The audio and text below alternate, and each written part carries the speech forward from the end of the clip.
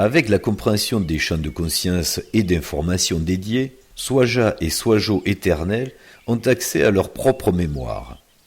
Ils connaissent aussi les informations et mémoires de toutes leurs émanations Mwaja et Mwajo qu'ils ont vécues par procuration dans l'univers relatif, à travers les cycles de réincarnation nécessaires pour la résolution du jeu.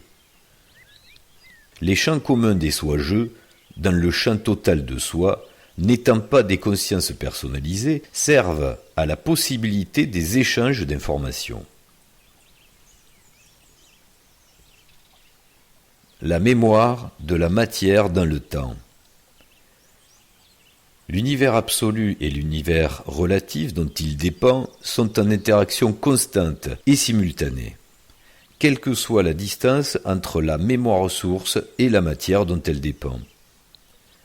C'est le seul fonctionnement admissible, ce qui permet de comprendre certains délires artificiels scénarisés avec différentes dimensions ou multivers étant toujours des interactions dans l'univers relatif.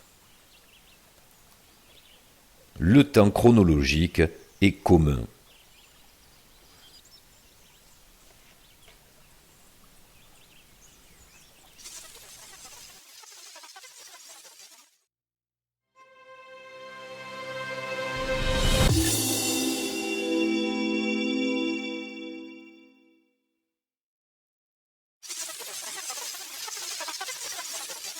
Mais là, cette fois-ci, on va rentrer un petit peu plus dans les détails et ça va nous permettre aussi d'éclaircir pas mal de flou, on va dire même pas mal d'ombre sur les différences entre certains modèles. Dans les différentes causes, on peut les citer un peu pêle-mêle, comme ça rentrait dans le détail.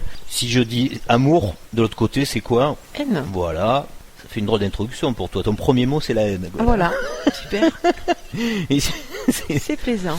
Alors, c'est pour dire que... C'est réel aussi. C'est réel aussi, effectivement. On est venu connaître des émotions que, dans l'absolu, il est impossible de ressentir, puisque, vous l'avez compris, quand on est omniscient, omnipotent, vu qu'on a absolument tout ce qu'on veut, il n'y a aucune raison qu'à un moment, un individu se mette à dysfonctionner pour créer quelque chose de ce qu'on nomme négatif ici. Puisque vous avez absolument tout ce que vous voulez. Ici, la discorde, elle se crée toujours d'un problème, de manque de quelque chose, et notamment souvent de la matière, ou de l'amour.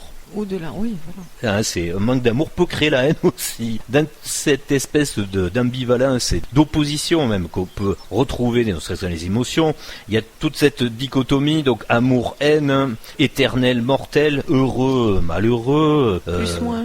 Positif, le négatif. Vous l'avez compris, cette histoire de compétition, que ce soit physique ou mentale d'ailleurs, ici. On imagine bien que dans le monde de l'absolu, personne ne passe son temps dans des sports, la dualité, on se disputera pas une balle par exemple, puisque avec l'omnipotence, la balle vous l'envoyez où vous voulez, même sans la toucher. Donc ça n'a aucun intérêt et tout le monde a la même capacité. Donc vous comprenez que la dualité ne peut pas exister. Donc toujours en préambule, pour préciser encore, nous avons ici un jeu d'émotions par procuration de nos mageux, propre donc à créer tout ce qu'on ne connaît pas du tout de l'autre côté, c'est-à-dire la peur, prendre le plaisir à recréer et à reconnaître les plaisirs des premières fois, puisque une fois qu'on est plongé dans l'oubli de ce qu'on est initialement, à chaque fois qu'on reprend un grand plaisir de découverte de ce qui est dans l'absolu, la quintessence de l'absolu, vous l'aurez compris, donc c'est de vivre harmonieusement, correctement, à chaque fois, même ici, un petit élément d'amour peut nous donner un plaisir grandiose. Donc tomber amoureux, ça c'est évidemment c'est un des plus gros plaisirs, si ce n'est le plus gros, c'est évident. Voir la mer pour la première fois, c'est quand même quelque chose de grandiose. Tout à fait. On imagine pourquoi, on est face à l'absolu justement. C'est assez universel, oui, comme réaction. On est face à l'infini. Dans un paysage, être face à la mer pour la première fois, c'est comprendre qu'est-ce que c'est un endroit où vous ne pouvez pas aller corporellement, un élément mystérieux dans lequel vous êtes plongé vous-même, quoi. Donc c'est fascinant. On va passer au diaporama directement. Allez. Alors, on repart dans l'absolu espace. Alors celui-ci il est absolument neutre, puisque on va non pas déterminer comme avec notre propre modèle un univers absolu et un univers relatif. Là nous sommes dans un modèle de plus en plus répandu, que la physique quantique malheureusement pour nous est en train de développer. C'est un modèle de multivers. Alors voilà. Quelle est la théorie qu'on retrouve le plus souvent qui vient justement en opposition avec la nôtre, alors que nous on ne demande rien, c'est pas qu'on veuille s'opposer, c'est qu'on veut expliquer la différence parce qu'elle n'est pas bien comprise. Ce modèle, si vous vous intéressez au concept des synchronicités, de la causalité en général, puisque c'est ce que nous allons expliquer nous en détail cette fois avec notre modèle, c'est un modèle, il y a plusieurs versions d'ailleurs, il n'y a pas qu'un courant de pensée, il y a plusieurs personnes qui exposent, et c'est très bien, qui exposent leur modèle. Et il y en a un très connu qui est celui de la double causalité, qui est repris un petit peu partout avec comme fondement une idée qui est très correcte et qui ouvre l'esprit, c'est celle de se dire mais on comprend bien qu'il y a une métaphysique, mais on ne sait pas où elle se situe, on ne sait pas comment elle fonctionne, donc on est obligé de jeter les bases de certains concepts de compréhension pour pouvoir le mentaliser et pour pouvoir le structurer dans une véritable compréhension logique, c'est bien ça. Et là, cette théorie qui s'appelle donc théorie de la double causalité, elle va s'appuyer sur le raisonnement qu'on a mis en forme là, et qui vous dit le temps n'existe pas, que tout se déroule en même temps. Alors, si vous connaissez notre modèle, il est absolument à l'opposé de ça. Oui, là, Même pour les personnes qui n'auraient pas eu, par exemple, l'opportunité ou le temps d'aller voir les épisodes 1 et 2, le temps est l'unité de ce qui se déroule pour nous dans deux univers. Il y a deux univers, c'est pas un multivers. Il y a deux univers absolument fondamentalement différents. L'univers de l'absolu et du relatif. Et pour nous, le temps qui n'existe pas représente une ineptie totale, puisque justement... C'est ce qui fait le lien. Et ce qui fait aussi une chronologie obligatoire. S'il n'y a pas la notion du temps, il n'y a pas d'énergie, tout est figé, il ne se passe rien. Et en plus, ça pose un gros problème que certains ont déjà soulevé, d'ailleurs, avec la double causalité. C'est d'ailleurs le paradoxe de certains scientifiques qui essaient de s'attacher à débroussailler tout ça. C'est de se dire qu'ils sont pas du tout... Pour les multivers, il faut d'ailleurs préciser, le problème c'est que souvent c'est pas précisé, mais dans leur tête, souvent le multivers refusé, c'est celui de dire, moi personnage dans le présent, il y a un petit arbre qui se décompose, ou selon ce que vous allez faire comme action, A, B, C ou D, vous allez vous diriger vers tel ou tel multivers. Et donc, ce multivers serait multipersonnel, mais non pas dans une histoire temporelle, mais spatio-temporelle, c'est-à-dire les deux, qu'à chaque fois que vous preniez une décision différente, c'est-à-dire là où il y aurait eu une dichotomie, A ou B, blanc ou noir, et bien selon où vous allez vous diriger, il existe aussi un double de vous qui est en train de faire l'opposé. Voilà. Et ça, il y en a beaucoup qui ont bien compris que c'était assez... difficilement gérable. Voilà, c'est assez n'importe quoi d'ailleurs. Donc ils se sont dit non, ça on laisse tomber, c'est pas bien, le multivers comme ça on n'en veut pas. Mais ils s'aperçoivent pas qu'ils ont créé la même chose, mais en pire, en créant ce multivers temporel. Parce que leur multivers à eux, il existe, justement, il est catastrophique dans le sens, pour nous, après chacun fait ce qu'il veut, c'est que si vous éliminez la notion temporelle, ça veut dire que tout se passe en même temps, effectivement, mais vous avez autant besoin d'informations polluées, et ça je vous renvoie aux vidéos des modèles que nous avons proposés, parce que là on explique pourquoi c'est une ineptie d'avoir des multivers, c'est une ineptie absolument totale pour la causalité et pour la raison intelligente mécanique d'un principe. On va pas le redévelopper ça, puisque ça a duré presque une heure d'expliquer ça, donc allez voir directement le modèle, mais on le rappelle au passage, d'un piège dont on est sorti, on retombe dans un autre avec celui-là. C'est-à-dire, donc, le temps n'existe pas, tout se déroule en même temps, vous avez un seul vous-même, mais qui vit donc dans des temps différents. Mais il faut nous dire, mais tous les combien alors? Il y a un cycle de combien? C'est-à-dire, tous les jours, il y en a un nouveau qui se crée, c'est quoi le cycle des multiplications? Ça pose des gros problèmes, parce que dans leur modèle, ça n'apparaît jamais. On ne le comprend pas. Quelle est la pertinence de la démultiplication des multivers? Parce que au moins l'autre qui était le modèle d'avant, qui était aussi une ineptie, donnait cette cohérence de comprendre, de dire mais selon si je vais choisir du blanc ou du noir, je vais vivre une expérience différente. Au moins il y avait un marqueur intelligent du carrefour. Mais là, quel est le marqueur intelligent du carrefour là? On ne le sait même pas. Donc vous voyez que en ce moment, par exemple, à Nîmes, dans les arènes, il y a soit une corrida avec un taureau qui se fait tuer, ou Pink Floyd qui fait flotter un cochon dans l'air. Donc comme on ne peut pas le mettre en même temps, ça veut bien dire qu'il y a plusieurs univers parallèles, donc spatiaux, qui se démultiplient. Donc vous voyez un petit peu ce que ça peut entraîner comme incohérence. Bon, on va pas déjà, je suis assez pragmatique dans la vie. Le temps n'existe pas, mais il y a un passé, présent, futur. Déjà, c'est constatable. S'il y a une notion de passé, une notion de futur, une notion de présent, on est sur des notions de temps. Qui sont absolument nécessaires, ne serait-ce que pour qu'il se déroule quelque chose. Et comme tu dis, à quelle fréquence ce petit bonhomme dans le passé existe. Et il va se dédoubler. Combien il y en a, ouais. combien il y en a à l'instant T, à la seconde présente, combien il y en a. Et la grande conscience qui est au-dessus de ça, elle choisit quel bonhomme pour la vivre? Mais je sais pas. Que ce soit bien clair, on le redit encore une fois, on est obligé de défendre le nôtre intellectuellement parce que justement nous oppose souvent celui-là. Mais on n'a rien contre celui qui veut adhérer à ça. Il n'y a pas de souci.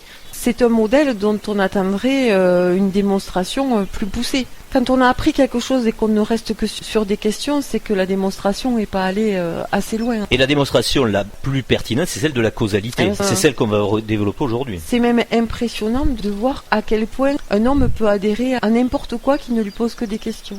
Et c'est là que on arrive à des problématiques de valeurs et de vertus. C'est que, tout comme on l'a précisé dans la vidéo d'avant, les personnes qui vont s'opposer à notre modèle, par exemple, vont s'opposer surtout à nos personnalités en disant mais vous, on ne sait pas qui vous n'êtes pas des scientifiques, vous n'êtes pas des mathématiciens, on ne sait pas d'où vous sortez. Donc déjà, d'une part, vous ne le savez pas, ce qu'on est, ce qu'on fait, ou les diplômes qu'on a. Mais ça a très peu d'importance au final. Mais c'est ça qu'il faut comprendre. C'est que c'est pas le paraître de la personne, c'est pas son charisme, son diplôme, son physique, son élocution. On l'a dit 100 fois. C'est le fond. Voilà. C'est le fond.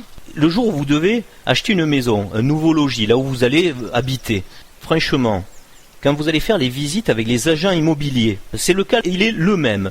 Est-ce que vous vous faites confiance en disant « Ah ouais, là j'ai envie de vivre là c'est bon. » Ou est-ce que vous demandez le diplôme de l'agent immobilier pour savoir s'il va bien choisir pour vous? C'est ni plus ni moins que ça. Donc s'il vous plaît, arrêtons d'avoir ces espèces de demandes de pédigré. Ça c'est un réflexe, mais alors c'est dur d'en sortir, d'étiqueter les choses et tout pour dire est-ce qu'elles sont pertinentes ou pas. Vous êtes assez grand pour juger par vous-même si le fond vous plaît ou pas. C'est l'esprit critique qu'il faut faire valoir à tous les niveaux. S'il est juste une valeur extérieure, il ne fait rien avancer du tout. Mais le cas est exactement celui-là, il faut bien se le dire. Oui. C'est même pas une parabole tirée par les cheveux. C'est-à-dire que quand vous allez choisir votre maison, je pense pas que vous allez déterminer la pertinence du choix par la personne qui vous fait visiter. Hein. La personne qui vous fait visiter, à la limite, on s'en fout complètement. C'est la maison qui vous plaît. Voilà, c'est la maison que vous allez voir qui vous va ou pas. Pour revenir aux problématiques soulevées par ce modèle qui nous est souvent opposé, il faut bien comprendre donc, et là sur ce schéma on le comprend entièrement, que cette théorie de la double causalité met le même individu, donc qui existe démultiplié, on l'a déjà dit, en plusieurs versions, dans des multivers de sa chronologie, mais en simultané, et que cette double causalité est provoquée par une influence double, celle donc de son futur et celle de son passé. Alors là, méditez bien ça. Ça vaut son pesant d'or de paradoxe. Hein. Ça fait prison, hein. On parlait de prison. Et pas des moindres. Hein. Mais ouais. Alors le problème, c'est que marge de manœuvre à l'instant présent. On a voulu un peu aller plus loin en développant quelles étaient les causalités de ce modèle-là. On va pas le réaliser là, on laisse ça aux personnes qui l'ont mis en place pour aller jusqu'au bout de leur raisonnement. C'est quelque chose qu'il vous faut explorer justement. Aller jusqu'au bout. Vraiment. Là, sur le parcours qui est dessiné, on arrive déjà à le comprendre. Ouais. C'est-à-dire que allez, juste un peu pour donner des projections, on va dire. Le gars qui est au présent là, qui est le même donc au passé et au futur. Si vous faites une transposition rapide dans votre tête de celui qui croit vivre son présent mais qui est influencé dans son futur, est-ce que vous arrivez à imaginer ce qu'est en train de faire le gars du futur pour penser à ce qu'il doit faire de son gars qui est dans le futur sur lui-même, alors qu'il est en train de penser à l'influence qu'il fait sur celui qui est dans son passé, puisque c'est votre présent? Ça devient difficile déjà, même à expliquer. Voilà. Mais même si vous m'avez suivi, vous comprendrez la pertinence de ce raisonnement. Ça fait évoluer vers quoi? Ça permet quoi? Et ça fait aller où? Quand on parle de la loi du karma, donc la loi de cause à effet, on la comprend. L'influence du choix que je fais aujourd'hui produit des effets qui me font vivre après une expérience qui me permet de me réaliser ou de réitérer, et etc. Ça, on peut le comprendre. Mais par contre, si en plus de ça, je subis l'influence du mec du futur...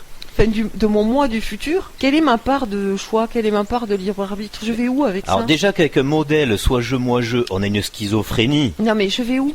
J'évolue comment? Double, mais non, mais là t'imagines, là c'est une schizophrénie multiple, comme le multivers. Non, ça me fait mal au cerveau. Donc hein. Tu imagines bien où se situe la tangente de ça, voilà. Où est la tangente? En tout cas, ça mérite une démonstration beaucoup plus précise parce que on n'est pas que 3 là sur la bande là. Si, oui, voilà. On est combien? On est combien? Il y en a un par seconde, un par minute, un par heure, un par mois, un par an. Donc voilà, on voulait bien préciser que ce modèle pour nous Ça fait un peu flou. qu'on avait déjà exploré, pour nous n'est pas cohérent. On en a donné d'ailleurs les raisons si vous reprenez épisode 1 et épisode 2, où on expliquait pourquoi il fallait obligatoirement dans un modèle cohérent une boucle, mais une boucle qui ne fait pas de la perte d'information. Parce que dès que vous rentrez dans une boucle avec perte d'information, le modèle n'est pas cohérent. Oui. Il se casse la gueule, il ne peut pas exister, il est anthropique.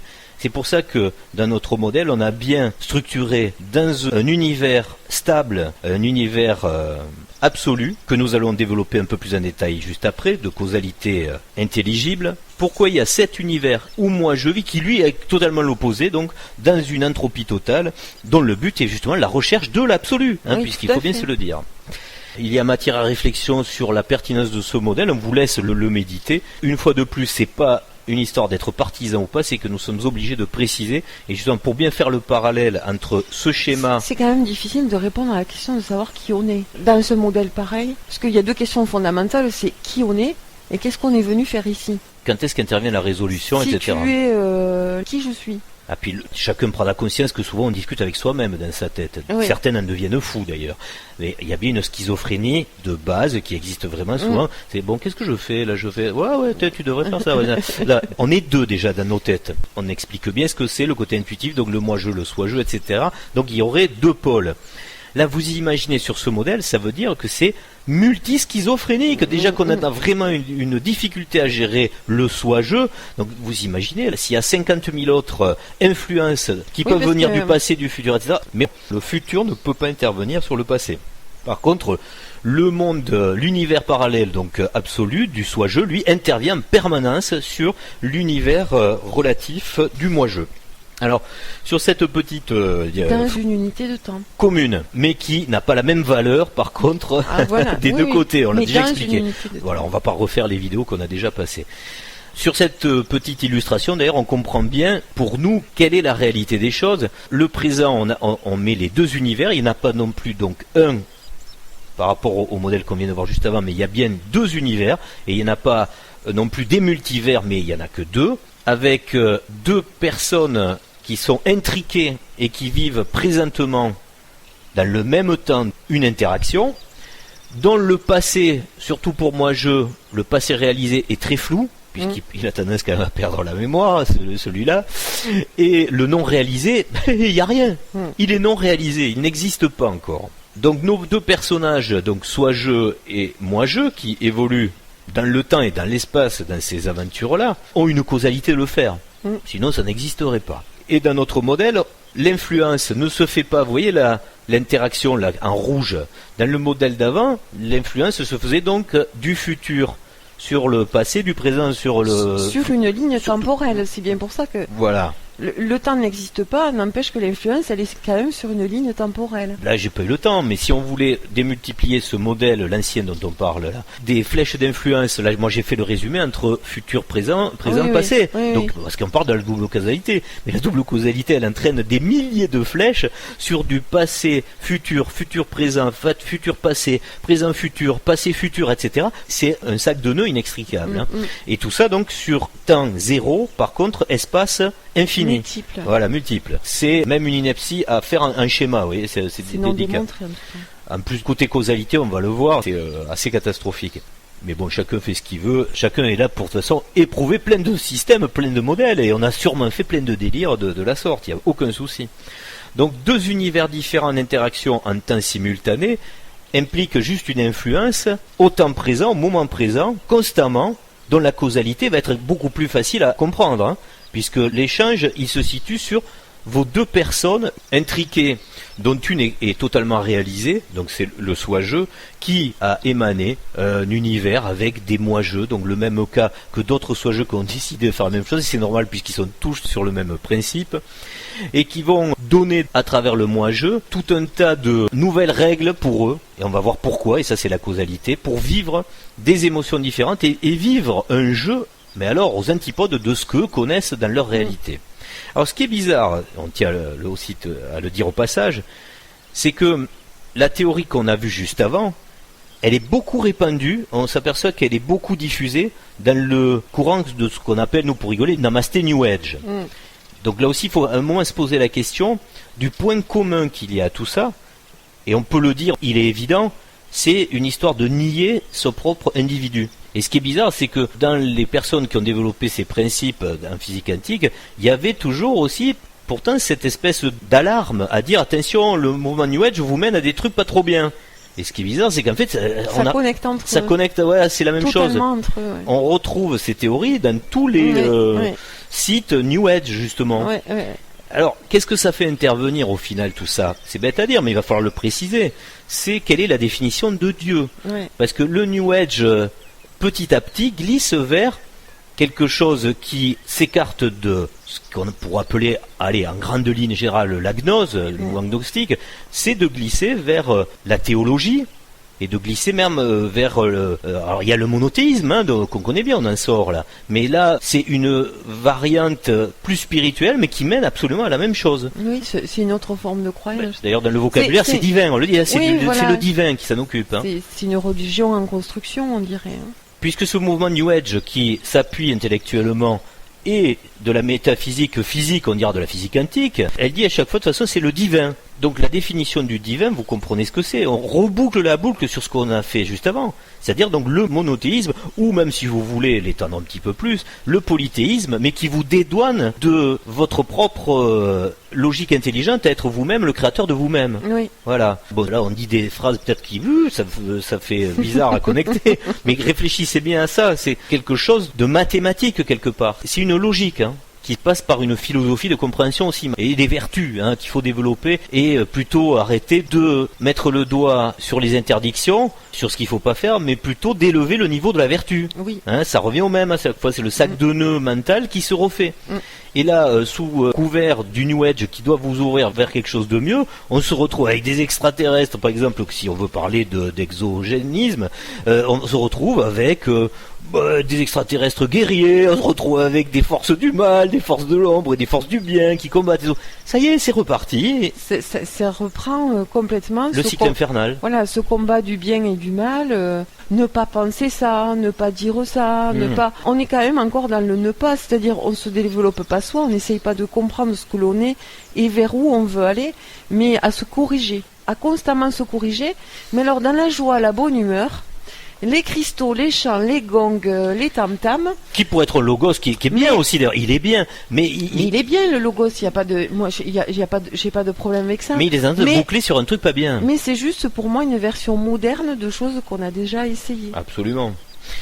Alors, pour faire une définition de Dieu par rapport à notre propre modèle qu'on a exposé, on pourrait vraiment le définir dans un concept qui ne va froisser personne. C'est pour ça que j'ai essayé de faire une phrase qui arrive à concilier ce qu'on connaît ici avec notre formatage intellectuel, puisqu'on est formaté par ça, on sort de ça, et qui va recoller avec un raisonnement tout simplement rationaliste et en même temps métaphysique que nous proposons ici. C'est que Dieu, en fait, ce serait le point commun du tout. Jusque-là, tout le monde sera d'accord. Je pense que même par la suite aussi, tout le monde s'y retrouvera. C'est le point commun du tout, c'est-à-dire le grand principe de fonctionnement. C'est la logique d'une organisation automatiquement causale du tout. Alors, c'est vrai que c'est une phrase qui englobe beaucoup de choses à comprendre, mais qui donne tout le sens réel des choses, qui vont permettre d'avoir la logique rationnelle de la causalité de ce pourquoi on fait un monde physique et métaphysique, relatif et absolu, et qu'on peut recoller avec le monothéisme d'ici en disant que la forme simplifiée et personnifiée, en concept donc, peut prendre l'identité d'une force autoritaire ancienne, puisque primordiale, et sous forme typique d'un grand homme ancien, puisque barbu, et tout-puissant. Oui. Vous voyez ? C'est-à-dire que c'est la même chose. À un moment, si vous avez envie d'être dans la religion, mais le grand Dieu tout-puissant, barbu, là, c'est la même chose que faire comprendre que la chose qui est inaccessible et innommable, d'ailleurs on le dit dans certaines religions, est irreprésentable, ne le représentez pas. Oui, oui.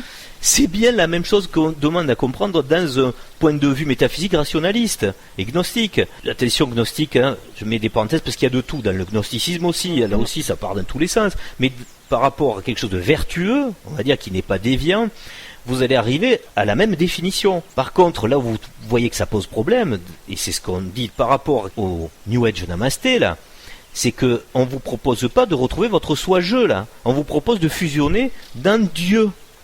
Mais Dieu, si vous le comprenez, c'est un principe. Donc vous perdez votre individualité, vous perdez votre ego. Et le but du jeu, c'est pas de perdre l'ego. C'est bien pour ça que dans notre modèle, on n'a pas mis le soi nommé soi, on le nomme bien soi-je. Ça veut dire que vous avez bien votre individualité, donc votre identité propre, vos caractéristiques personnelles, que vous ne perdrez pas. Donc c'est pour ça que le danger dans tout le New Age un petit peu fatal, c'est de dire, mais attention, déconnectez-vous de votre identité, tant que vous pensez que vous êtes un corps, c'est pas bien, etc. Votre corps, bien sûr que vous allez le perdre celui-là, si vous évoluez, mais vous en aurez un autre, mais il sera magnifié, il sera parfait. Mais par contre, si vous partez vers l'absolu rien, mais Dieu, là, le principe, ça n'est pas individualisé, ça n'est pas caractérisé. Donc vous partez dans le néant.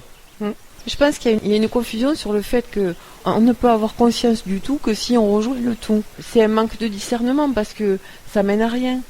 Si, ça mène à quelque chose, on le sait, c'est le monothéisme ou le polythéisme des dieux qui sont déconnectés du bas, qui revient en boucle. Parce qu'au final, c'est ça qui se passe. Des êtres inatteignables que pensent rejoindre et qui vont diriger, on va dire, même manipuler parfois, puisqu'on le voit que ça passe comme ça, ce qui se passe en bas. Dans le sens ça mène à rien, c'est qu'est-ce qui fait le lien entre un être et un principe? Dans quelle mesure un être peut rejoindre un principe? Donc Dieu, dans la définition donc, de notre modèle, et normalement tout le monde doit pouvoir tomber absolument d'accord là-dessus, c'est le point commun du tout, c'est-à-dire le grand principe de fonctionnement, la logique d'une organisation automatiquement causale du tout.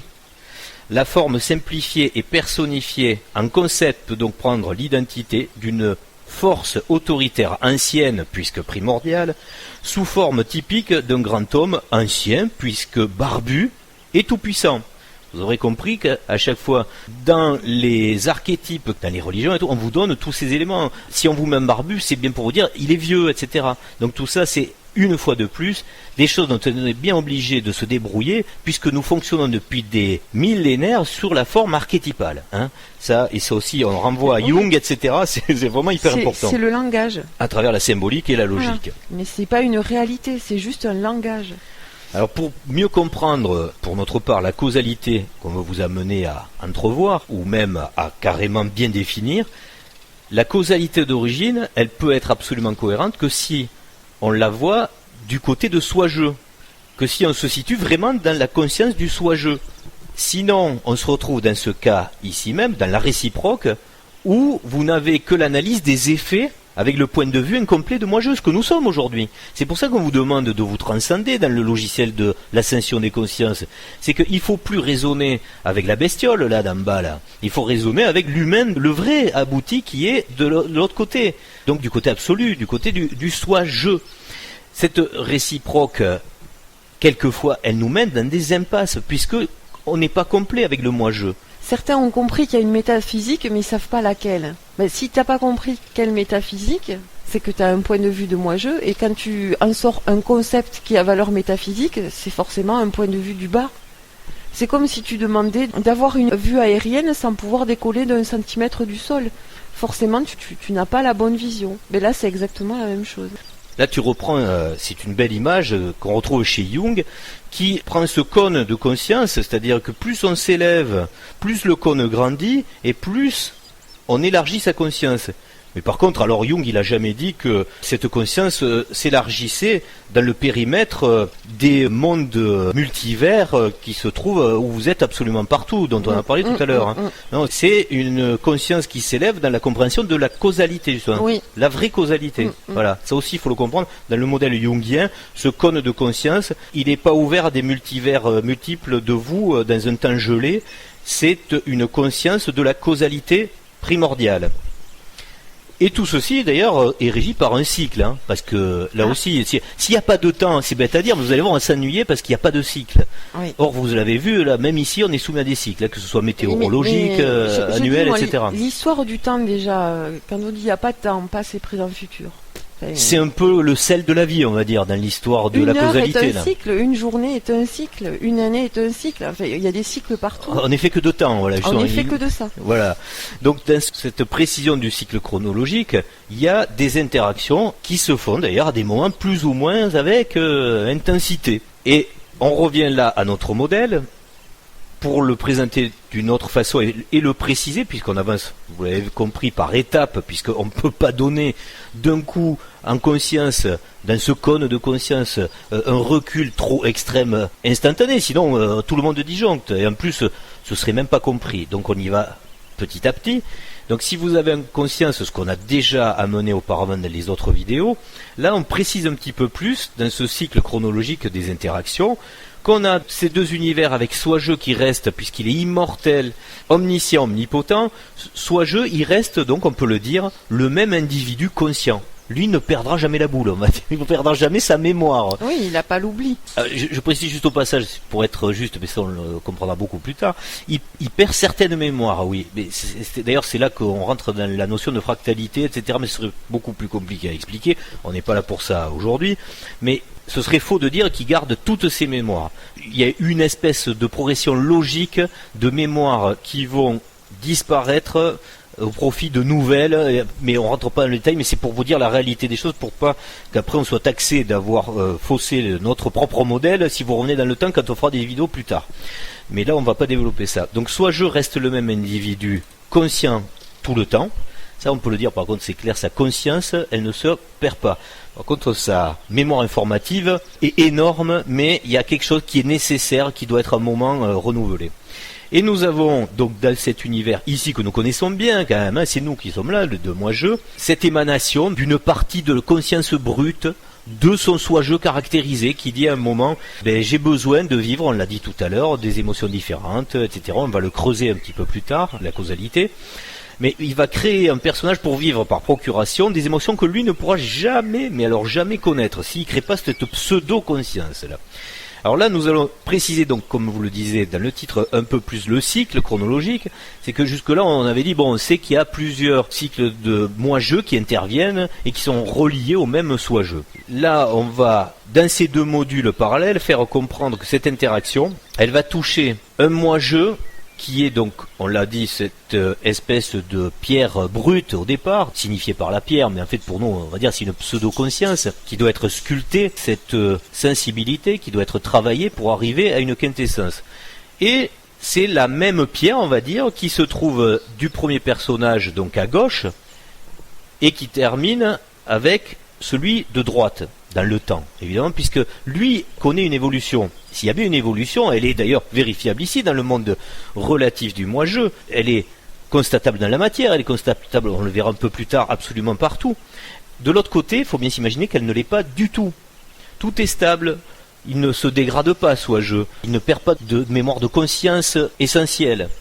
Par contre, moi-je, dans le jeu, il démarre à zéro, on va dire, c'est un primate. Hein. Dans la tête, il faut lui mettre un manuel, lui dire alors comment il faut faire pour faire cuire des patates, pour se laver, tout. Il sait rien, il faut lui dire tout.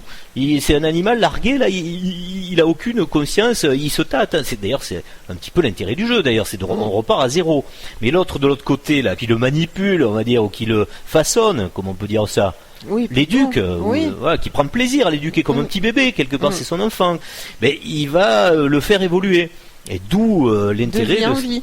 Voilà, et c'est ça qu'il faut bien préciser, de vie en vie. Parce que si vous gardiez le même avatar du début jusqu'à la fin, mais il s'est suicidé 100 000 fois de toute façon. Comprenez bien pourquoi. C'est pour ça qu'on a une durée de vie, somme toute, assez... Voilà, c'est longue quand même, 70 ans, c'est... Oui, mais bon, elle est relative aussi. Mais par rapport au reste, oui, c'est zéro. On n'a pas tout le temps la même durée de vie, à chaque incarnation, tout change. Alors d'ailleurs, juste entre parenthèses au passage, pour tous ceux qui n'auraient pas encore médité que vous avez eu plusieurs incarnations, vous pouvez rester sur votre concept d'idée, il n'y a aucun souci. Mais juste demandez-vous, est-ce que vous pensez vraiment que vu la complexité que nous vivons aujourd'hui, les êtres de plus en plus élaborés, de plus en plus complexes que nous sommes devenus, est-ce que ça pourrait être assimilé en une seule fois tout ça? C'est juste la question à se poser.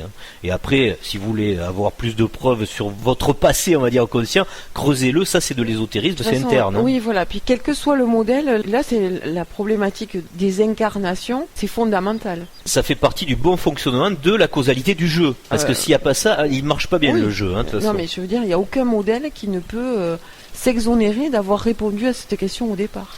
Alors, justement, c'est pour ça que les gnostiques sont plus intéressants que les monothéistes, parce que le monothéisme a très rapidement fait tomber dans son histoire des religions, sauf certaines, cette histoire de réincarnation.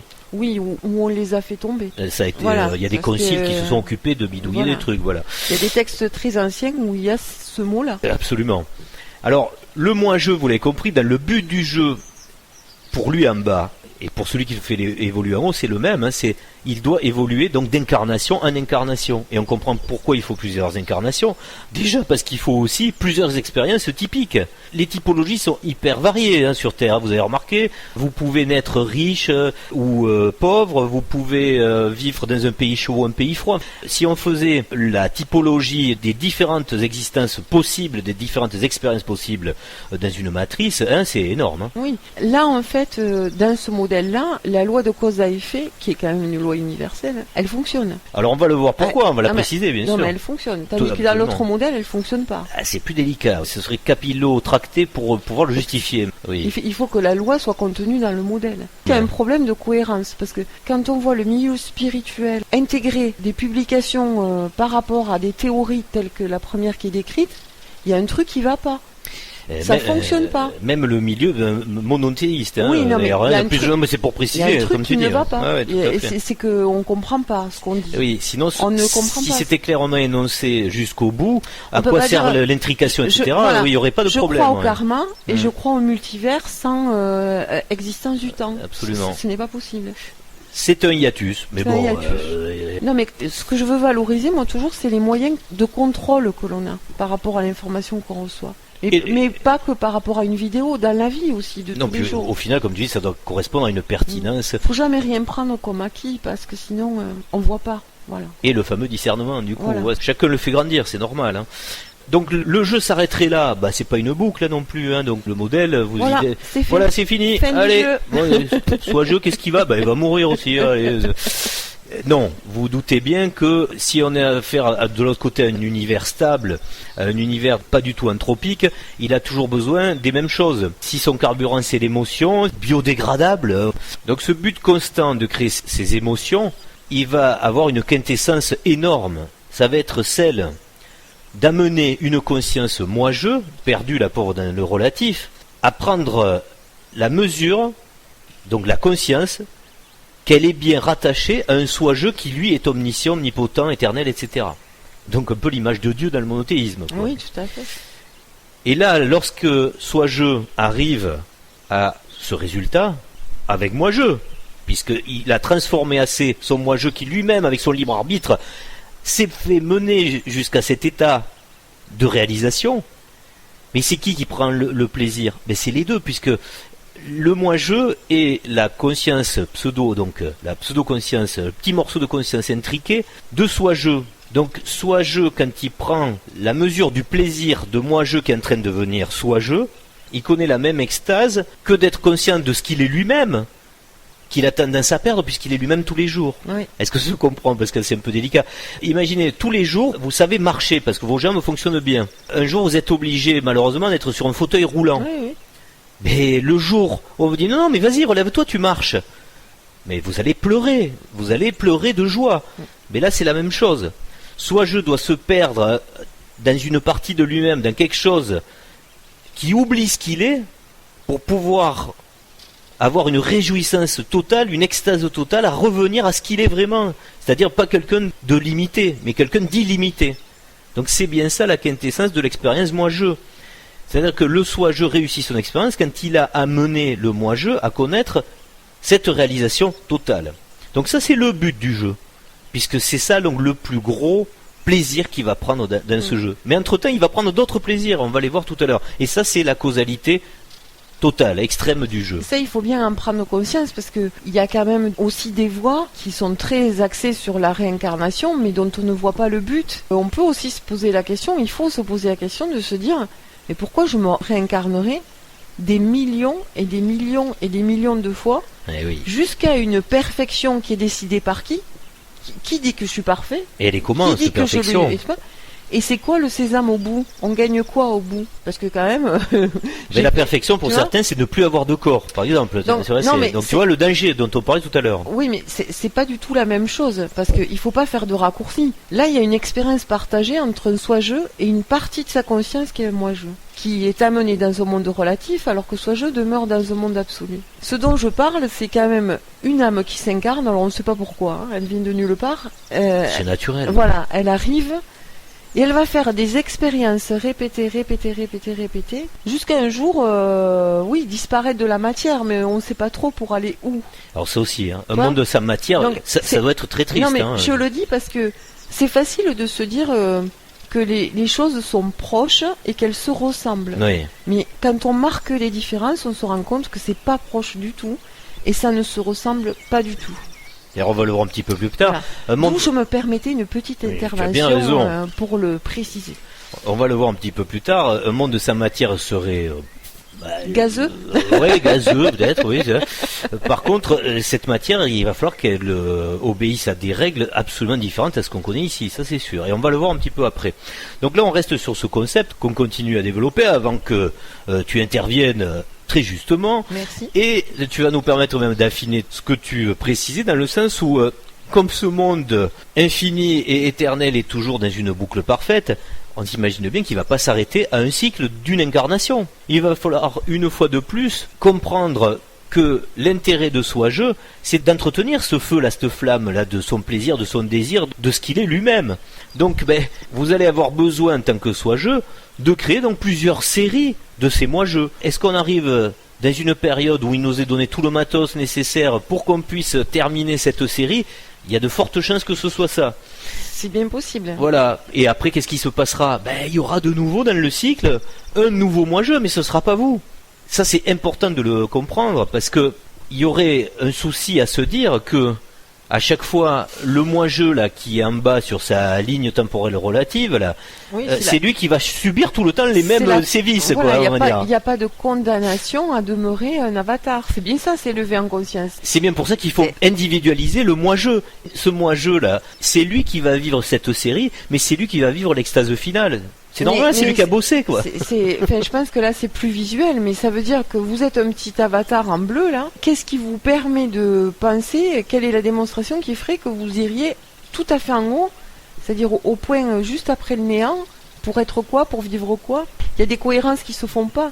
Tandis que là, on voit bien d'abord que les deux partagent un intérêt commun à un moment donné, puisque quand moi je remonte vers ce jeu, il l'enrichit.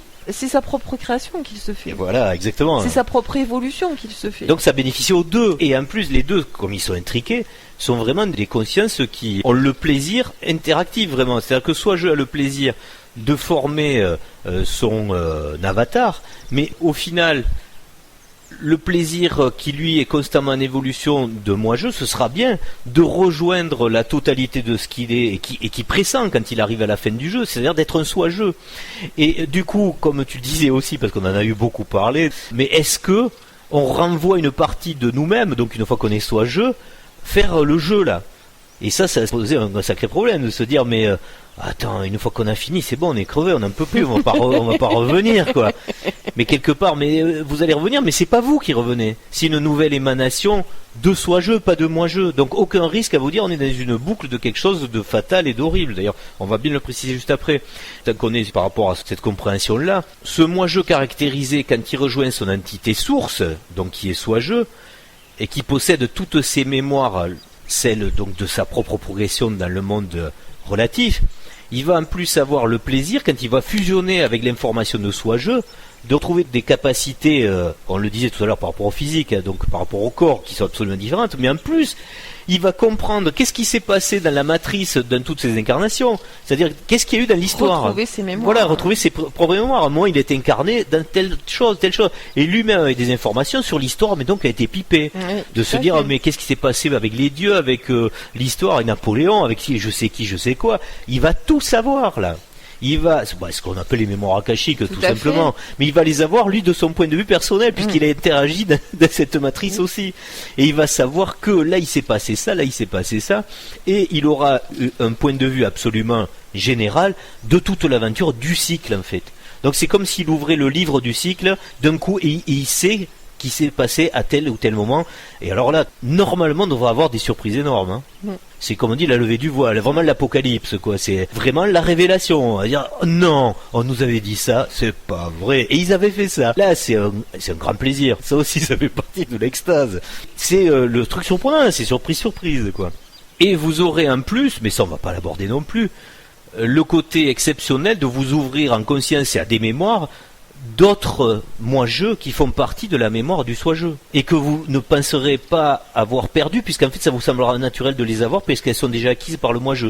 Bon, c'est compliqué de parler de ça. On va poursuivre avec la logique déjà de cette nécessité de différents cycles qui vont s'enchaîner. Là, je pense qu'on les voit bien, les cycles, quand même. Oui, tout à fait. Quand on parle dans les Védas de cycles, quand on parle dans plein de textes anciens de cycles, je pense que là, on peut bien les comprendre.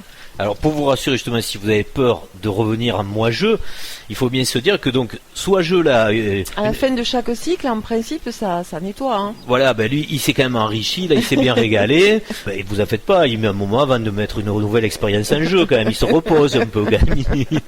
Et lui aussi, il en a un peu bavé, parce que, mine de rien, par procuration, il a voulu vivre des trucs vraiment pourris, mais lui aussi, il lui faut un moment pour dire, ah, mais ça fait trop du bien de se réveiller dans un truc où c'était un cauchemar, donc là, ça va bien. Vacances, là, hein, c'est tranquille, tout va bien, on va profiter d'être ce qu'on est réellement, et vraiment. Par contre, au bout d'un moment, parce que le cycle, il est normalement fait pour qu'il y ait un entretien de la flamme, et qu'il y ait toujours ce plaisir et le désir à rester soi-même, quelque part, mais il va remettre en jeu ce désir de moi-je. Et donc le cycle continue comme ça. Et c'est un nouvel avatar, bien un nouvel avatar brut, qui va faire son entrée dans un nouveau cycle et dans une nouvelle matrice, qui est absolument, alors quelquefois refondu, reterraformé, on refond tout ça, ou qui continue des fois sur l'ancien modèle. Oui, quand on parle des âges d'or, des périodes d'évolution, on parle de tout ça. On s'inscrit donc là, par rapport au modèle qu'on a énoncé avant dans la mécanique, dans le spatio-temporel, etc., encore dans un cycle donc infini. Il n'y a pas de début, il n'y a pas de fin. Où on précise bien, et ça attention, si on pouvait avoir un porte-voix et vous casser les oreilles, on le ferait, mais on est poli, on le fait pas. Ça, c'est un truc très important, où aucun individu, donc ce cycle à l'infini, c'est un cycle où aucun individu n'est soumis à une épreuve constante ou d'involution. Alors tenez vraiment à le mettre ça en exergue et le souligner très fort, parce que la problématique qu'on a quand la conscience commence à s'élever, dans notre fin des temps, c'est qu'on peut tomber dans ce fatalisme de dire mais ici on sait que c'est pourri, donc du coup ça veut dire qu'on est les vaches à lait émotives de quelque chose qui se régale de nous ici. Qui se nourrit de ça. Voilà.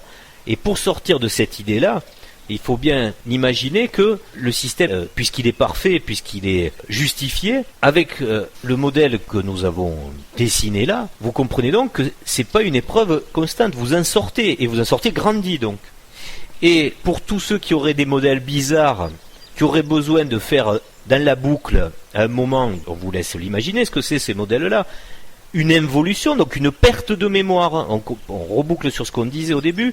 Dès que vous avez un principe avec une perte de mémoire, donc il n'y a pas une mémoire enracinée quelque part, un pied fixe, on va dire, qui lui ne perd pas son essence, donc sa vertu, vous tombez dans quelque chose de déviant. Donc ça n'existe pas avec ce modèle. On insiste bien. Dans ce modèle, vous avez une solution, vous avez la compréhension d'un cycle où aucun individu n'est soumis à une épreuve constante ou d'involution, parce que ça crée des déviances. Oui, tout à fait. C'est quelque chose qui serait malsain, faut bien le dire. Et là, tous les gens qui ont déterminé que cette matrice est malsaine ont quand même le bon réflexe d'avoir vu que ça manque de vertu, oui. Mais ils se disent, qu'est-ce qui pourrait être un principe où on sorte de cette vertu. Mais comment ça se fait que cette vertu a besoin d'aimer la saleté, puisqu'elle a créé la saleté?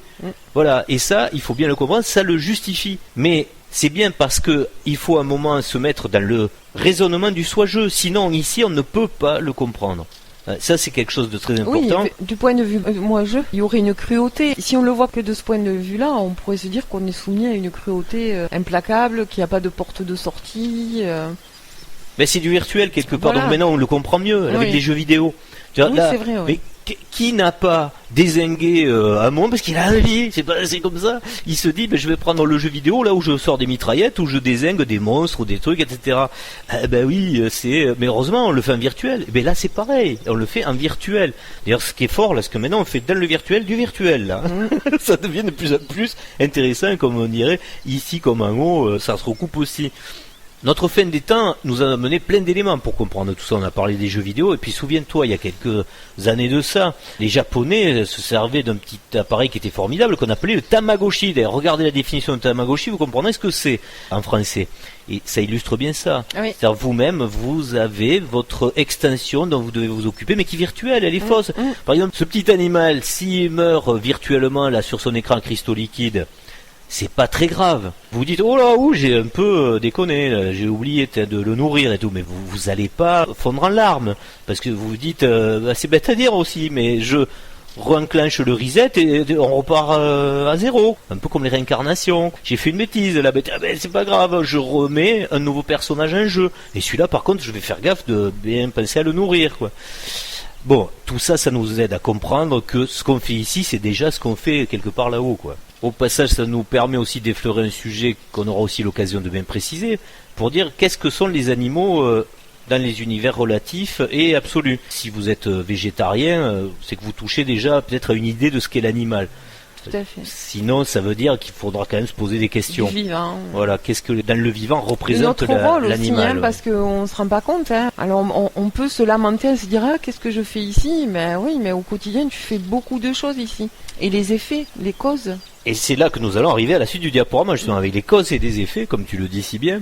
Et en préambule, je voulais juste quand même, avant de définir le petit diaporama, là, dire que si on comprend que tout l'univers est causal puisqu'il est créé par la grande intelligence, la recherche donc de ces causes n'est pas à la base du raisonnement une faisabilité mécanique ou technique.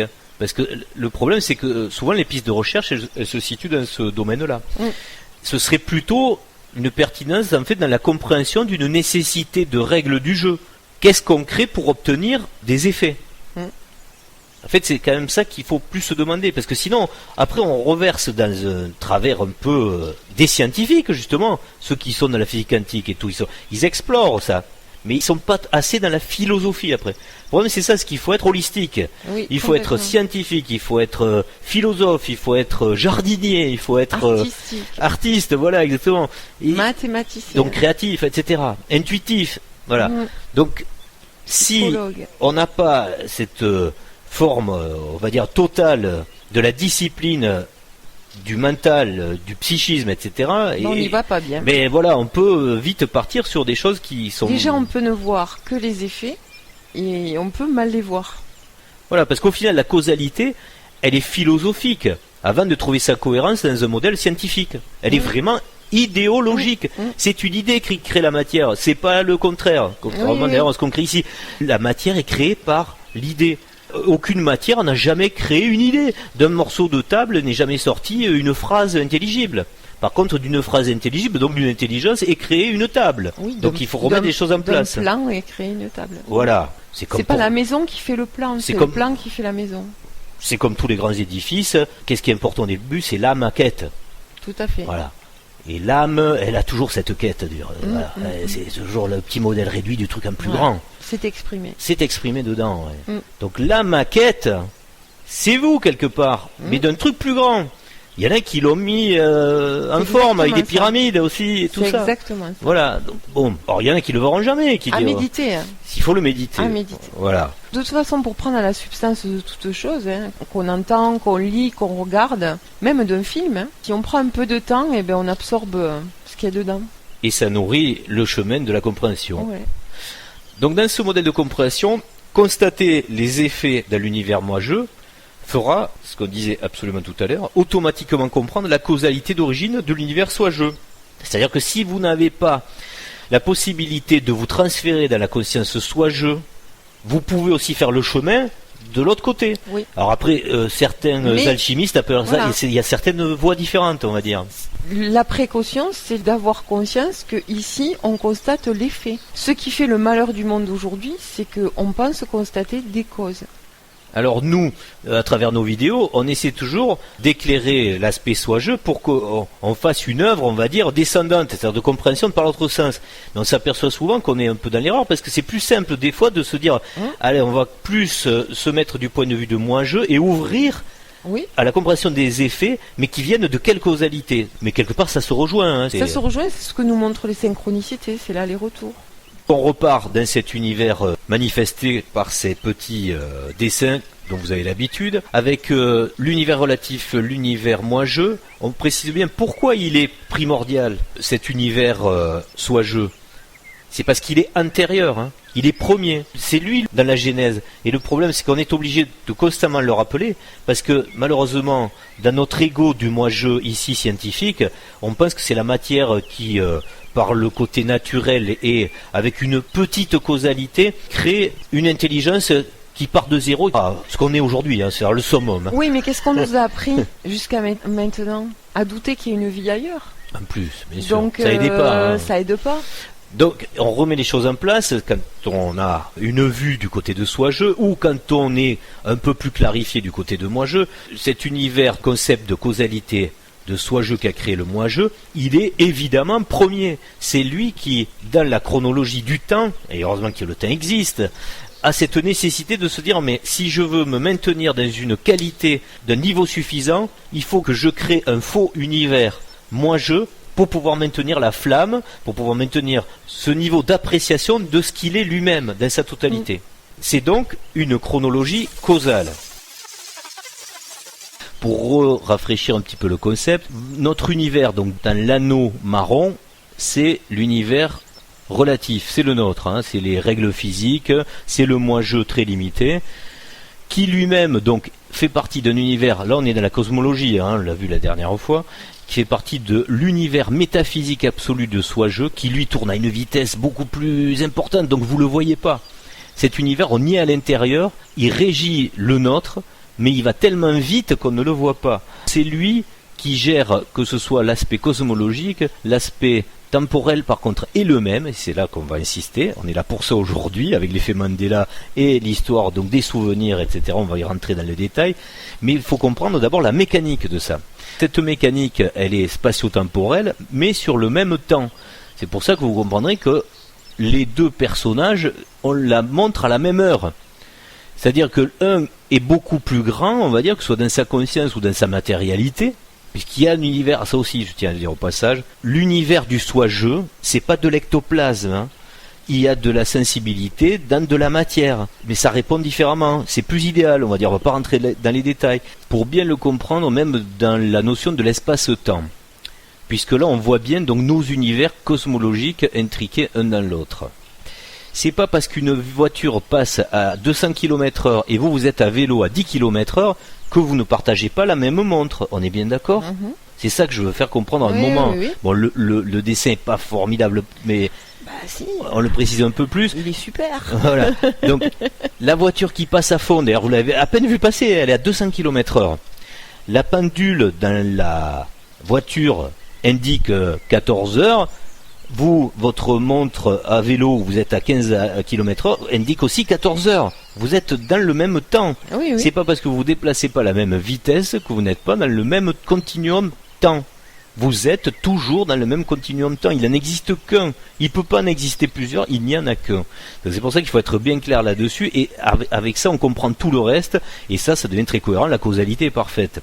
Donc ces deux petits bonhommes-là qui vivent pas du tout dans le même univers, vivent le même moment. Le même temps, c'est le même moment. Hein. On est d'accord ? On est d'accord. Ensuite, on va même le transférer, pour que ce soit encore plus clair, au niveau de la sphère où ils vivent. C'est-à-dire leur champ de conscience à chacun. Vous savez que vous êtes sur la planète Terre en ce moment-là. Vous le savez. Soit lui, il est pas sur cette planète. Il est sur la sienne. donc qui tourne ailleurs et beaucoup plus vite. Mais vous êtes intriqué, on l'a déjà vu par ailleurs, donc par la conscience et par le champ informatif qui est non seulement un champ de conscience, mais un champ informatif de mémoire. Il y a de la mémoire là-dedans. Donc c'est quand même important de comprendre que cet anneau de conscience que chacun possède, d'ailleurs on le voit bien matérialisé, l'anneau du moi-je, c'est le petit anneau qui comporte toutes les informations emmagasinées, donc toutes les mémoires de moi-je. D'ailleurs, je précise au passage aussi que ce qui est intéressant de noter, c'est que Soi-je, lui, qui lui est omniscient, omnipotent, connaît absolument toutes les mémoires dans le détail de l'anneau bleu du moi-je. Parce que lui est très performant en tête de lecture, lui, il est encore parfait, lui. Par contre, moi-je, lui, boum, alors il y a des trucs qu'il oublie, il y a des trucs... Et des trous. Il y a des trous. D'ailleurs, souvent, et on va le voir, c'est Soi-je qui l'aide à ça. C'est son subconscient, son inconscient. Exactement. Il dit, merde, alors j'ai oublié ça. Mais parce que Soi-je, il s'est dit, ça vaut mieux que tu oublies, mon coco, parce que si tu te traînes ça encore pendant tout le reste de ta vie d'avatar, ça va t'handicaper. Donc je préfère que tu le mettes sous le tapis, quoi. Donc, vous comprenez que ces champs informatifs, On peut se dire aussi que la qualité de perception de l'information entre les deux n'est pas la même. absolument. D'où Parce que le degré de moi-je- conscience. Le moi-je, il va avoir tendance à percevoir d'abord pas tout, puis des fois il va le percevoir comme ça l'arrange, ou ne pas le percevoir parce que ça le dérange. C'est la règle du jeu, c'est l'ego de survie qui le fait, ça. Voilà, mais pour autant, le soi-je, il imprime tout. Alors non seulement tout est, comme tu dis, imprimé, moi je dirais sauvegardé, mais c'est des mémoires de sauvegarde en fait. Donc lui il peut les, on va le voir plus tard, sinon je avance un peu trop. Mais on va finir sur le temps là, parce Oui. que ça c'est important. Allez, on y va. C'est important. Donc vous comprenez bien que les deux ont une vie, mais matérialisée. Hein, j'insiste bien une fois de plus. D'ailleurs ça aussi, allez, ça c'est important et ça je le dis pas souvent, mais ouvrez bien vos oreilles. Parce que ça, il faut le retenir une bonne fois pour toutes, peut-être on le redira. J'ai pris soin de noter la définition, et là on revient à tout ce qui est termes scientifiques ou termes New Age, de comprendre, mais pour chez nous, hein, vous qui côtoyez cette chaîne, une bonne fois pour toutes, qu'on comprenne le sens des mots, la définition de chaque terme. Alors le soi, qu'est-ce que c'est? On va commencer donc par la définition du soi, parce qu'on entend partout, mais c'est le soi. Donc le soi, si vous calculez bien par rapport au modèle que nous vous proposons, qui est celui de la compréhension de toutes ces strates en fait, le soi c'est juste un terme générique. C'est la conscience du concept de soi dans le tout, mais pas individualisé. Soi n'est pas un individu. On va le comprendre un petit peu plus tard d'ailleurs à travers les croquis, à travers les diapos qu'on va vous proposer. Vous comprendrez mieux en fait ce qu'est le soi, mais le soi ne se vit pas. C'est bien ce qu'on disait au début de cette émission par rapport au concept New Age qui va vous mener vers le soi. Mais le soi n'est rien. Le soi est informe. Le soi n'a pas de conscience propre. C'est un collectif de conscience. C'est le tout. C'est le tout. Donc que ce soit clair, le soi est un terme générique. C'est la conscience du concept de soi. Alors après, on a autre subtilité. Il y a le soi-même. Mais ça arrange pas grand-chose puisque c'est le même que soi. Donc on s'en fout. Ou même en termes de conscience d'un moi-je, ça veut dire qu'il n'est toujours pas identifié en moi-je. C'est le soi même, donc c'est le même que soi. Donc pour vous, ça veut dire que moi-je est pareil que soi-je. Mais non, soi-je est largement bien supérieur. Donc ça veut dire qu'il n'y a pas la conscience des deux parties du soi-je et du moi-je. Ce serait bête d'être dédoublé à l'identique. Voilà, être un soi-même ne servirait à rien. Par contre, si vous le raisonnez en termes de soi-je, oui, effectivement, le soi-même, c'est le moi-je, mais très diminué. Mais il sert aux émotions du soi-je, comme on l'a déjà expliqué. Puisqu'on parle de supériorité, il y a un truc aussi à faire tomber, j'allais dire, c'est pas à faire tomber, mais à bien préciser, on entend souvent aussi le soi supérieur. C'est aussi très dangereux, ça, dans notre conscience de moi-je. Le soi est encore considéré comme un autre et au-dessus. Oui. Donc non, vous ne fusionnez pas là, vous êtes dans la distinction et vous êtes toujours dans le rapport aussi de la subordination. Donc elle y est, il ne faut pas se le cacher, on le sait bien. Mais le fait d'employer le mot dans la sémantique, le soi supérieur, vous dédouane du parcours qu'il y a à faire pour dire que vous êtes en ce moment en train de le faire, cette fusion. Mais je mets, si tu veux... Nous on l'interprète comme ça parce qu'on est au niveau moi-je. Donc on a l'impression que le soi-je a une forme de supériorité. Et il en a une.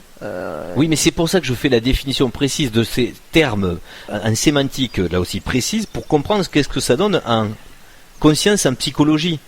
Voilà. Et là, c'est pour ça que je finis avec ce qui n'existait pas jusque-là, c'est le soi-je.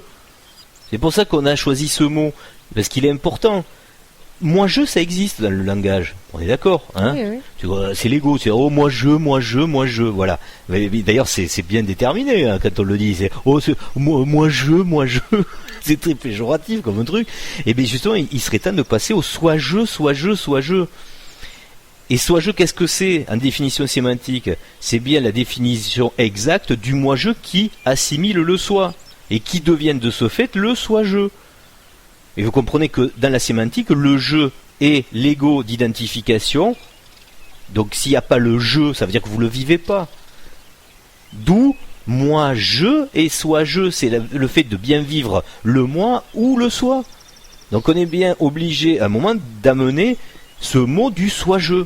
Vous n'êtes ni le soi, vous n'êtes ni le soi-même, ni le soi supérieur, vous êtes le soi-je, comme vous êtes dans cette considération de la fusion entre votre moi-je et votre soi-je. C'est pour ça que tant qu'on n'utilisera pas dans la sémantique, je ne sais pas pourquoi on ne l'a pas déjà fait d'ores et déjà depuis longtemps, puisque le moi-je existe, pourquoi on n'a jamais sorti ce soi-je? Il serait temps de sortir l'atout là, dans le jeu de cartes. Parce que tant qu'on jouera avec des mots qui sont dans l'imprécision, on restera dans une idée absolument floue. Et c'est pour ça d'ailleurs que souvent, on a du mal à s'exprimer en précisant quel est cet esprit supérieur. D'ailleurs, certains l'appellent comme ça, hein, l'esprit supérieur. L'ange aussi, le guide, le maître aussi, les maîtres ascensionnés. Il y a plein de mots comme ça.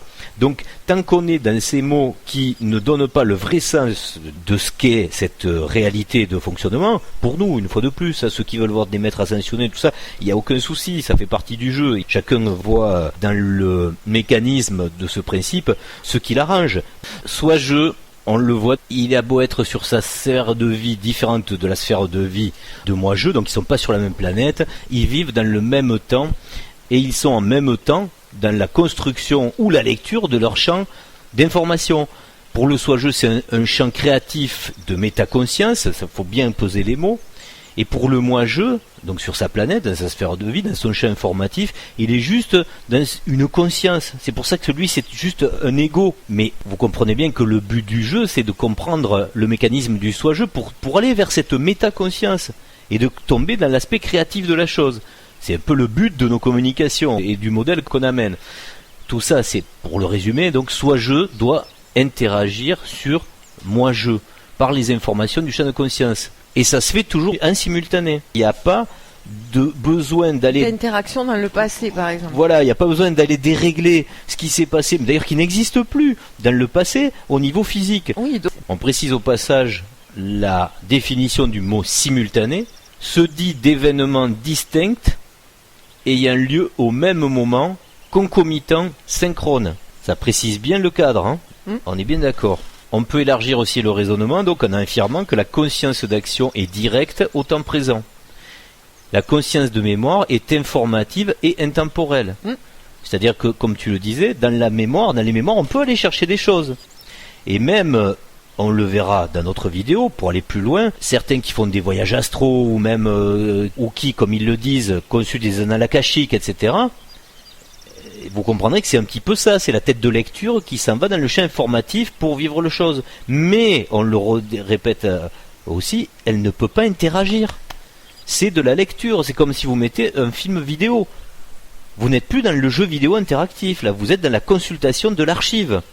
Donc vous n'allez pas pouvoir changer le cours de ce qui s'est passé. Vous êtes juste dans l'informatif, qui existe, il y est l'informatif. Et si vous pouvez le vivre d'ailleurs, hein, avec toutes les émotions, y rentrer dedans. Mais vous n'interagissez pas, l'autre ne vous voit pas. On prend un exemple, vous êtes à l'époque napoléonienne, quand il est devant les pyramides. Vous pouvez aller le voir ce moment. Il y est dans la conscience du moi-je de Napoléon. Donc il est accessible en fait à haut niveau par tout le monde. Hein, vous le comprendrez avec les schémas. Mais quelqu'un qui a l'accès à cette mémoire, il va vivre le moment. Mais il va pas pouvoir aller taper sur l'épaule de Napoléon ou même lui mettre un coup de matraque sur la tête et comme ça il rentre pas en France. Ou boire un thé à la menthe avec lui. Voilà, mais ça aurait moins d'incidence. On imagine bien que ceux qui voudraient interférer ou interagir ont des choses peut-être un peu plus radicales à faire. Donc c'est pour ça qu'on dit que c'est dangereux. Non, vous comprenez bien que vous pouvez voir la chose, mais vous ne pourrez pas interagir. C'est quelque chose qui est passé. C'est donc une archive.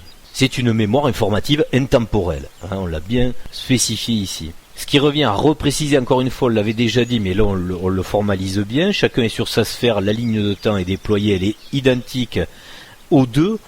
Soi-je peut intervenir à chaque moment directement sur moi-je. Ils ont donc simultanément le même temps à partager, mais on va le voir, on joue sur quoi? Non pas sur le temps, mais sur l'anneau de mémoire. C'est ça qui est important à comprendre. Le jeu dans le temps ne se fait pas par des voyages dans le temps qui feraient changer le scénario. C'est quelque chose qui se change en permanence, simultanément, pendant une ligne de temps qui est unique. Seulement, il y en a un qui le fait en conscience absolue et métaphysique. C'est celui qui est en train de jouer avec l'avatar, donc le soi-je, et il y a celui qui a juste une conscience relative physique, qui est le moi-je. Mais les deux avancent en interaction tout le temps. Donc tous ces petits dessins là, qui racontent la même chose sont faits pour aborder le même concept sous des angles ou des logos différents. Il y a des sub-logos et il y a des sub-sub-sub-logos.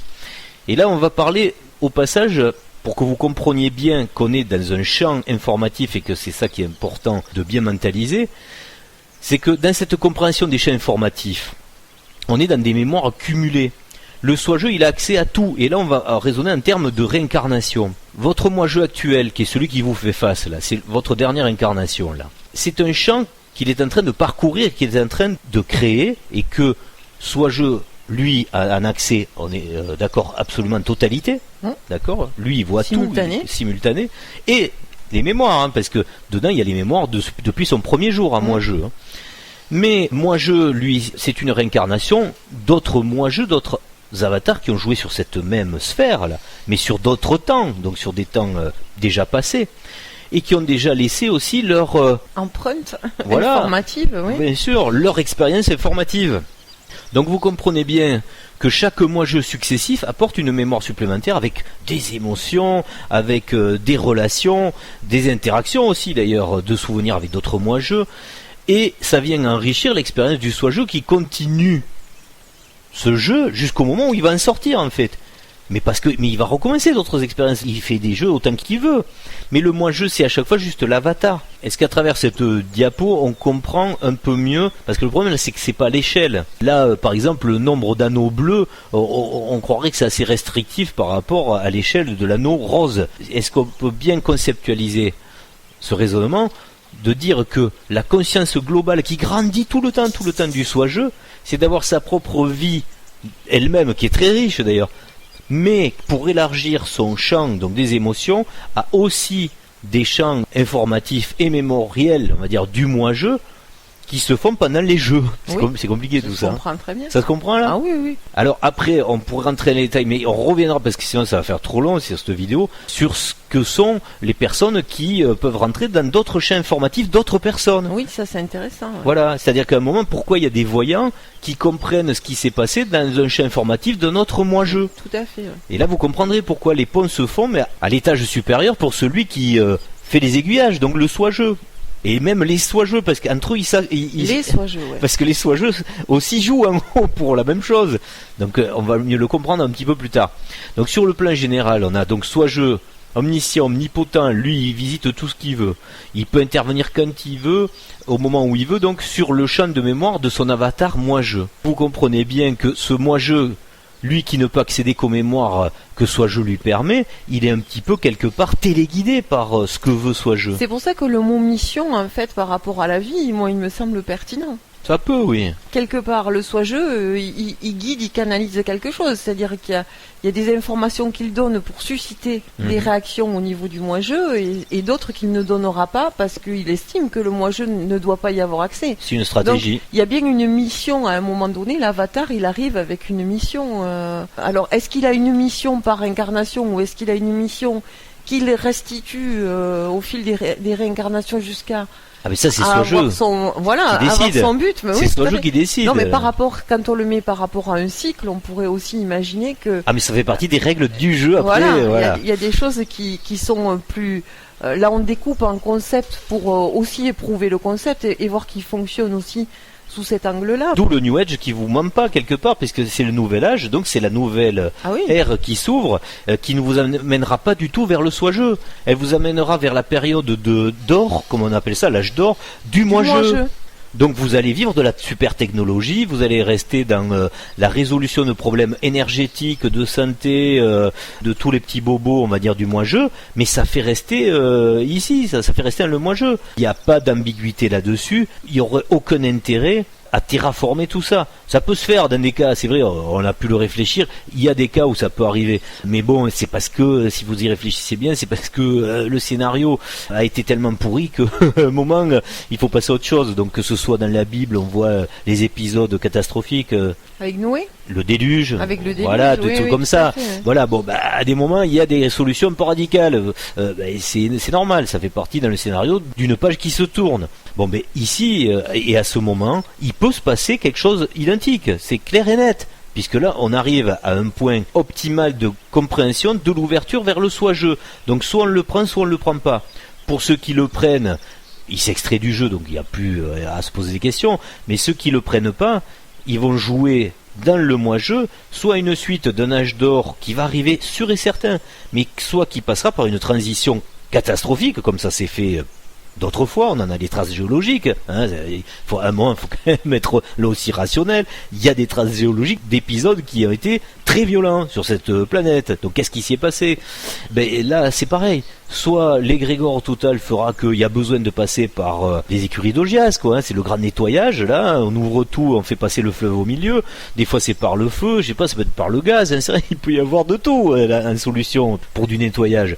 Mais en soi c'est jamais dramatique, puisque l'histoire qu'il y a derrière tout ça, c'est qu'on repart sur des moi-jeux qui vont vivre quelque chose dans le registre émotionnel de plus sympa que ce qu'on a connu maintenant. Pendant un temps. Ah, et voilà, par contre, je voulais pas aller jusque-là, mais toi tu le rappelles, Bah oui. et t'as raison de le dire. C'est un oui. cycle, après, pendant un temps. C'est Voilà. bis repetita, oui. Voilà, mais c'est pas grave, puisque dans l'absolu. Il n'y a rien de grave quand on est sur des notions d'éternité. Voilà. Il y a rien de grave. Le soi-jeu, ça veut dire qu'il a envie de continuer à jouer avec des avatars ici, là, dans ce jeu. Du coup, ben, il va continuer. Puis il y en a d'autres qui veulent pas continuer. Donc, une fois de plus, c'est le libre arbitre qui se traduit ici par nous-mêmes, là, des espèces d'avatars un petit peu limités du cerveau qui essayons de nous exprimer, quoi. Et ça vient toucher un concept qu'on retrouve aussi dans le New Age. Est-ce qu'on est dans l'évolution ou dans l'involution? C'est la question toujours qu'il faut se poser.